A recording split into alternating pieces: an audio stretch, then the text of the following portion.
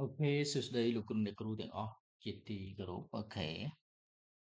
បាទអញ្ចឹងថ្ងៃនេះយើងនឹងរៀនកម្មវិធីអប់រំគ្រូបង្រៀនបឋមសិក្សាតាមប្រព័ន្ធបរិញ្ញាបត្រមុខ1អូខេមុខវិជ្ជាវិទ្យាសាស្ត្របង្រៀនគណិតវិទ្យាអូខេប្រធានបទការណែនាំអំពីមុខវិជ្ជាត្រូវបង្រៀនក្នុងចំណុចទី1អូខេតោះអញ្ចឹងយើងចាប់ផ្ដើមតែម្ដងគេមាតិកាគឺទី1គឺវត្ថុបំណងប្រធានបទនៃកម្មវិធីណែនាំអំពីវិធីសាស្ត្រផ្សេងៗកញ្ចប់សម្ភារៈគណិតវិទ្យាថ្នាក់ដំបូងបើចឹងទី1គឺយើងនិយាយពីវត្ថុបំណងគេទី2គឺប្រធានបទនៃកម្មវិធីទី3គឺណែនាំពីវិធីសាស្ត្រផ្សេងៗទី4កញ្ចប់សម្ភារៈគណិតវិទ្យាថ្នាក់ដំបូងគេទី1បាទវត្ថុបំណងគឺរៀបរាប់ពីគោលបំណងនៃការរៀនគណិតវិទ្យានៅបឋមសិក្សាបាទហេតុអីបានជាយើងត្រូវរៀនគណិតវិទ្យាបាទរៀនគណិតវិទ្យានៅបឋមសិក្សាអញ្ចឹងណាបាទហើយរៀបរាប់បានពីគោលបំណងទី2កំណត់បានពីវិធីប្រើប្រាស់សម្ភារៈគណិតវិទ្យាដំបូងបន្ស៊ីជាមួយនឹងកម្មវិធីសិក្សាលម្អិតសម្រាប់មុខវិជ្ជាគណិតនៅបឋមសិក្សាបាទគឺយើងកំណត់បានពីវិធីប្រើប្រាស់កញ្ចប់សម្ភារៈគណិតវិទ្យាថ្នាក់ដំបូងគេបន្ស៊ីជាមួយកម្មវិធីសិក្សាលម្អិតសម្រាប់មុខវិជ្ជាគណិតវិទ្យានៅបឋមសិក្សាទី3នោះគឺប្រើប្រាស់ចំណេះដឹងទាំងនេះជាគ្រឹះក្នុងការបង្កើតគណិតវិទ្យាដល់សិស្សអូខេគឺការប្រើប្រាស់បានចំណេះដឹងគណិតវិទ្យាបានគឺយើងប្រើប្រាស់ចំណេះដឹងគណិតវិទ្យាហ្នឹងជាគ្រឹះក្នុងការបង្រៀនគណិតវិទ្យាដល់សិស្សបាទទី4គឺដោះស្រាយបញ្ហាប្រឈមដែលកើតមាននៅក្នុងថ្នាក់រៀនប្រកបដោយការត្រិះរិះពិចារណាការច្នៃប្រឌិតនិងការគិតសមហេតុសមផលបានសមស្របអូខេអញ្ចឹងនៅក្នុងថ្នាក់យើងមានបញ្ហាប្រឈមអីខ្លះគឺយើងអាចត្រិះរិះពិចារណាច្នៃប្រឌិតអូខេអញ្ចឹងគឺការរៀនគណិតវិទ្យានេះគឺសំខាន់ណាបាទការដែលយើងទៅរៀនគោលកុសលនេះគឺប្រកបដោយការរៀនគណិតវិទ្យាសំខាន់ណាពីព្រោះមុខវិជ្ជានេះគឺជាមុខវិជ្ជាដែលយើងត្រូវបង្រៀនពីជីវិតតែម្ដងអូខេពេលយើងជួបធ្វើគ្រូក៏យើងនៅបង្រៀនបានដែរហើយយើងចាំបាច់ត្រូវចេះទាំងអស់ហ្នឹងអញ្ចឹងណាអូខេអញ្ចឹងគឺជារឿងមួយដែលយើងមិនអាចខកខានបានបាទអញ្ចឹងគឺនិយាយម្ដងទៀតរៀបរាប់ពីគោលបំណងនៃការរៀនគណិតវិទ្យានៅឋានសិក្សាទី2កំណត់បានពីវិធីប្រើប្រាស់កញ្ចប់សម្ភារៈគណិតវិទ្យាដំបូងបន្ស៊ីជាមួយកម្មវិធីសិក្សាលម្អិតសម្រាប់មុខវិជ្ជាគណិតវិទ្យានៅបឋមសិក្សាទី3ប្រើប្រាស់ចំណេះដឹងទាំងនេះជាគ្រឹះក្នុងការបង្រៀនគណិតវិទ្យាដល់សិស្សទី4ដោះស្រាយបញ្ហាប្រឈមដែលកើតមាននៅក្នុងការរៀនប្រកបដោយការត្រិះរិះពិចារណាការច្នៃប្រឌិតនិងការគិតសមហេតុផលបានសមស្របគេបន្តទៀតគឺប្រធានបទនៃកម្មវិធីគេបាទមានដល់ទៅ15ចំណុចចុះបាទទី1គឺតម្រង់ទិសនៃការណែនាំអំពីវិធីសាស្ត្របង្រៀនគណិតវិទ្យាបាទនឹងកាលយើងមើលត្រេទី1នេះការតម្រង់ទិសនិងការណែនាំអំពីវិធីសាស្ត្របង្រៀនគណិតវិទ្យាគោលបំណងនៃការបង្រៀនគណិតវិទ្យានៅបឋមសិក្សាវិធីប្រើប្រាស់កញ្ចប់សម្ភារៈគណិតវិទ្យាថ្នាក់ដំបូងបើស៊ីជាមួយនឹងកម្មវិធីសិក្សាលម្អិតសម្រាប់មុខវិជ្ជាគណិតវិទ្យានៅថ្នាក់បឋមសិក្សាបាទនេះសប្តាហ៍ទី1គឺយើងត្រូវរៀនប៉ុណ្ណឹងបាទសប្តាហ៍ទី2គឺការរៀបចំផែនការបង្រៀននិងរបៀបសរសេរកិច្ចតែងការអនុវត្តសរសេរកិច្ចតែងការបង្រៀនការឆ្លុះបញ្ចាំងនិងការកែលម្អបាទសប្តាហ៍ទី2បាទសប្តាហ៍ទី3វិធីនៃការវិតម្លៃក្នុងការបង្រៀនបាទវិធីនៃការវិតម្លៃក្នុងការបង្រៀនអនុវត្តវិធីនៃការវិតម្លៃទី3គឺឆ្លុះបញ្ចាំងនិងការកែលម្អបាទសប្តាហ៍ទី4គឺការបង្រៀនមេរៀនប្រមាណវិធីបូកចំនួនគត់ការฝึกហ្វឺនការបង្រៀនចំនួនគត់ប្រធានបទទី1ទី2ការឆ្លុះបញ្ចាំងការកែលម្អអូខេបាទច្រើន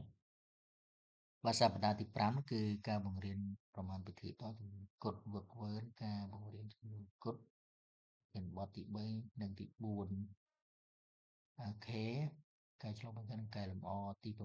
6ការបង្រៀនមេរៀនប្រមាណវិធីគុណចំនួនគត់ការฝึกហ្វឺនការបង្រៀនចំនួនគត់ប្រមាណប្រធានបទទី5ទី6ការឆ្លុះបញ្ចាំងកែលម្អបទទី7ការបង្រៀនប្រមាណវិធីចែកចំនួនគត់ការฝึกហ្វឺនការបង្រៀនចំនួនគត់បទទី7និងទី8ការឆ្លុះបញ្ចាំងនិងការកែលម្អបារាទី8នោះការបង្រៀនមេរៀនប្រភេទការฝึกហ្វឺនការបង្រៀនចំនួនបទទី9និងទី10ការឆ្លុះបញ្ចាំងកែលម្អបាទតោះទីចឹងយើងមាន15សប្តាហ៍ណាបាទយើងបានឆ្លងកាត់2សប្តាហ៍ហើយបាទយើងមើលសប្តាហ៍ទី9ទៀតការបង្រៀនមេរៀនរង្វាស់ប្រវែងអូខេការฝึกហ្វឺនការបង្រៀនវាស់រង្វាល់ប្រធានបទទី11និងទី12ការឆ្លុះបញ្ចាំងនិងកែលម្អបាទសប្តាហ៍ទី10នេះគឺយើងរៀនការបង្រៀនមេរៀនរង្វាស់ចំណុះគេមេរៀនរង្វាស់ចំណុះយើងបង្រៀនមិនគឺយើងនឹងដឹងហើយគេតោះអានទៀតការฝึกហ្វឺនការបង្រៀនរង្វាស់រង្វាល់វត្តទី13និងទី14អូខេការឆ្លុះបញ្ចាំងនិងកែលម្អបាទសប្តាហ៍ទី11បាទសប្តាហ៍ទី11ការបង្រៀនមេរៀនធរណីមាត្រមានវិមាត្រ2អូខេការฝึกហ្វឺនការបង្រៀនធរណីមាត្រប្រធានបទទី15និង16ការឆ្លុះបញ្ចាំងនិងកែលម្អអូខេសប្តាហ៍ទី12ការបង្រៀនមេរៀនធរណីមាត្រចំនួនគំរូនិងទីតាំងអូខេការฝึกហ្វឺនបង្រៀនធរណីមាត្រប្រធានបទទី17 18ការឆ្លុះបញ្ចាំងគឺសប្តាហ៍ទី13ការបង្រៀនធរណីមាត្របរិមាត្រនិងកាលាផ្ទៃការហ្វឹកហ្វឺនបង្រៀនធរណីមាត្របទទី19និងទី20ការឆ្លុះបញ្ចាំងនិងកែលម្អមេរៀនទី10សប្តាហ៍ទី14គឺយើងរៀនអំពីការបង្រៀនមេរៀនស្ថិតិទិន្នន័យការហ្វឹកហ្វឺនការហ្វឹកហ្វឺនបង្រៀនស្ថិតិវិធានបទទី21និង22ការឆ្លុះបញ្ចាំងកែលម្អ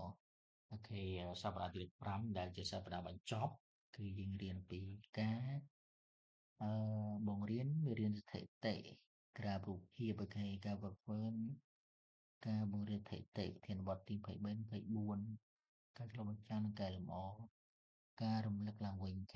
បាទអញ្ចឹងសប្តាហ៍ទី1នេះគឺយើងនឹងនិយាយពីការតម្រង់ទិសនិងការណែនាំអំពីវិធីសាស្ត្របង្រៀនគណិតវិទ្យាគោលបំណងនៃការរៀនគណិតវិទ្យានៅបឋមសិក្សាវិធីសាស្ត្រប្រើប្រាស់កញ្ចប់សម្ភារៈគណិតវិទ្យាដំបូងបន្ស៊ីជាមួយនឹងកម្មវិធីសិក្សាលម្អិតសម្រាប់មុខវិជ្ជាគណិតវិទ្យានៅបឋមសិក្សាគេបាទតោះយើងចាប់ផ្ដើមយើងអាចមើលទៅលើទីសិនទៅអូខេ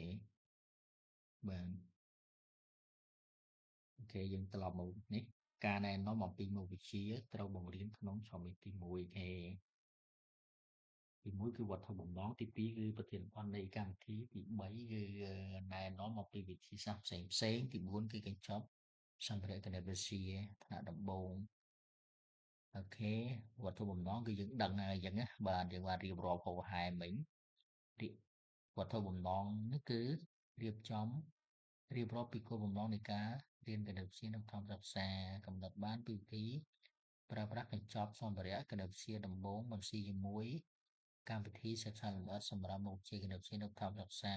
ប្រើប្រាស់ចំណេះដឹងទាំងនេះជាគ្រឹះក្នុងការបង្រៀនគណិតវិទ្យាដល់សិស្សគេបកស្រាយបញ្ហាប្រឈមដែលកើតមាននៅក្នុងថ្នាក់រៀនប្រកបដោយការត្រិះរិះពិចារណាការច្នៃប្រឌិតនិងការគិតសមហេតុផលបានសមស្របគេតោះបាទនេះគឺជាប្រធានបទបាទប្រធានបទនៃកម្មវិធីគឺយើងរៀន15សប្តាហ៍បាទអានេះយើងចូលមេរៀនយើងហើយតែហេតុអ្វីបានជាយើងត្រូវរៀនគណិតវិទ្យានៅបឋមសិក្សាហេតុអីបាទគឺយើងមាន5ចំណុចបាទ5ចំណុចគណិតវិទ្យាផ្ដល់ឲ្យកុមារនៅបាទវិធីទំនាក់ទំនងមួយដ៏មានឥទ្ធិពលអូខេមូលហេតុដែលយើងត្រូវរៀនគណិតវិទ្យានៅបឋមសិក្សាហ្នឹង thì mỗi cái này xíu có đo lại của mà đâu từng là tầm rộng độ mình đi pull của má tiên xoay vô nâng con vô pi cầm đợi bọc luôn đôi para mà nhán diagram nâng ca này gì nâng ca rồi xây bạn của má riêng xoay vô bạn của má ghi riêng xoay vô nâng con vô pi cầm đợi bọc luôn đôi para mà nhán diagram nâng ca này gì pi nè nâng ca này gì nâng ca rồi xây của má cho bắt đầu vô bác pi rồi biết ra cái đầu xía bàn pi vô rồi hốt đo pi này ហើយវារួមចំណែកដល់សេដ្ឋកិច្ចសង្គមនិងវប្បធម៌របស់យើងបាទអញ្ចឹងកុំឲ្យគេចាប់ផ្ដើមយ៉ាងម៉េចបាទយល់ច្បាស់ពីរបៀបដែលគណិតវិទ្យានឹងបានវិវត្តដែលគណិតវិទ្យាបានវិវត្តរហូតដល់ពេលនេះបាទហើយវាមានរួមចំណែកដល់សេដ្ឋកិច្ចបាទសង្គមនិងវប្បធម៌របស់យើងបាទគណិតវិទ្យានឹងដល់នៅវិធីដ៏មានប្រសិទ្ធភាពក្នុងការបង្កើតវិន័យផ្លូវចិត្តបាននិងជំរុញដល់ការគិតបែបស៊ីជម្រៅពិចារណាវែងញែកហេតុផលនិងវិភាគបាទទីខនោះគឺចំណេះដឹងគណិតវិទ្យាដើរតួនាទីសំខាន់ក្នុងការស្វែងយល់អំពីខ្លឹមសារនៃមុខវិជ្ជាផ្សេងទៀតដូចជាវិទ្យាសាស្ត្រសង្គមនិងសូម្បីតែតន្ត្រីនិងសិល្បៈបាទអញ្ចឹងកុមារការអក្សរគណិតវិទ្យាគឺគាត់មិនអាចស្វែងយល់អំពីខ្លឹមសារនៃមុខវិជ្ជាផ្សេងទៀតបានទេអញ្ចឹងបាទអូខេតោះបន្តទៀតគឺការយល់ដឹងនៅការទទួលបានសូម្បីតែគំនិតជាមូលដ្ឋាននិងជំនាញគណនាតាំងពីតូចអាចឲ្យកុមារប្រើប្រាស់គណិតវិទ្យាក្នុងជីវិតប្រចាំថ្ងៃរបស់ពួកគេបើចឹងគណិតវិទ្យាហ្នឹងគឺផ្ដល់ឲ្យកុមារនៅវិធីទំនាក់ទំនងដ៏មានប្រសិទ្ធភាពកុមាររៀនស្វែងយល់និងពន្យល់ពីគំនិតរបស់ខ្លួនដោយប្រើនិមិត្តសញ្ញា diagram និងការនិយាយនិងការសរសេរគេកុមារចាប់ផ្ដើមយល់ច្បាស់ពីរបៀបដែលគណិតវិទ្យានឹងបានវិវត្តរហូតដល់ពេលនេះហើយវារួមចំណែកដល់សេដ្ឋកិច្ចសង្គមនិងវប្បធម៌របស់យើងគេគណិតវិទ្យាផ្ដល់នៅវិធីដ៏មានប្រសិទ្ធភាពក្នុងការបង្កើតវិន័យផ្លូវចិត្តបានជាប់នឹងជំរុញដល់ការគិតបែបស៊ីជម្រៅពិចារណាវែងញែកហេតុផលនិងការវិភាគហើយចំណេះដឹងគណិតវិទ្យាដើរតួនាទីយ៉ាងសំខាន់ក្នុងការស្វែងយល់អំពីខ្លឹមសារនៃមុខវិជ្ជាផ្សេងទៀតដូចជាសាស្ត្រសិក្សាសង្គមនិងសូម្បីតែតន្ត្រីនិងសិល្បៈការយល់ដឹងនិងការទទួលបានសូម្បីតែកម្រិតជាមូលដ្ឋាននិងជំនាញនិងជំនាញគណនាតាំងពីតូចអាចឲ្យកុមារប្រើប្រាស់គណិតវិទ្យាជាភាគហ៊ុនចាំថ្ងៃរបស់ពួកគេដែរបានបន្តទៀតអឺអូខេគណិតវិទ្យាផ្លូវការនិងមិនផ្លូវការបានយុទ្ធសាស្ត្រគន្លឹះក្នុងការបង្រៀនគណិតវិទ្យាថាដំបូងគឺការបង្កើតទំនាក់ទំនងរវាងគណិតវិទ្យាផ្លូវការនិងគណិតវិទ្យាមិនផ្លូវការរបស់កុមារគេភាពខុសគ្នារវាងគណិតវិទ្យាផ្លូវការនិងគណិតវិទ្យាក្រៅផ្លូវការគណិតវិទ្យាផ្លូវការមានន័យទេបានរៀនពីសាលាមានការណែនាំនៅពេលគណិតវិទ្យាមិនផ្លូវការរៀនពីបទពិសោធន៍រាល់ថ្ងៃអូខេគណិតវិទ្យាផ្លូវការមាននិមិត្តសញ្ញាគណិតវិទ្យាមិនផ្លូវការគឺជាទូទៅគ្មាននិមិត្តសញ្ញាទេគណិតវិទ្យាផ្លូវការជាទូទៅសរសេរហើយមិនផ្លូវការជាទូទៅផ្ទាល់មាត់គណិតវិទ្យាផ្លូវការអាចកំណត់ជាលក្ខណៈទូទៅបានចំណែកឯគណិតវិទ្យាក្រៅផ្លូវការពិបាកកំណត់គោលលក្ខណៈទូទៅអូខេបានគឺបែបហ្នឹងជាគណិតវិទ្យាផ្លូវការនិងផ្លូវការហើយយើងបន្តទៀតនេះគឺគេឧទាហរណ៍ឲ្យមើលបើគណិតវិទ្យាផ្លូវការមិនផ្លូវការងាយស្រួលសោះឥឡូវខ្ញុំចេះធ្វើប្រមាណវិធីហើយខ្ញុំអាចដកចំនួនច្រើនជាងនេះតាមវិធីដូចគ្នា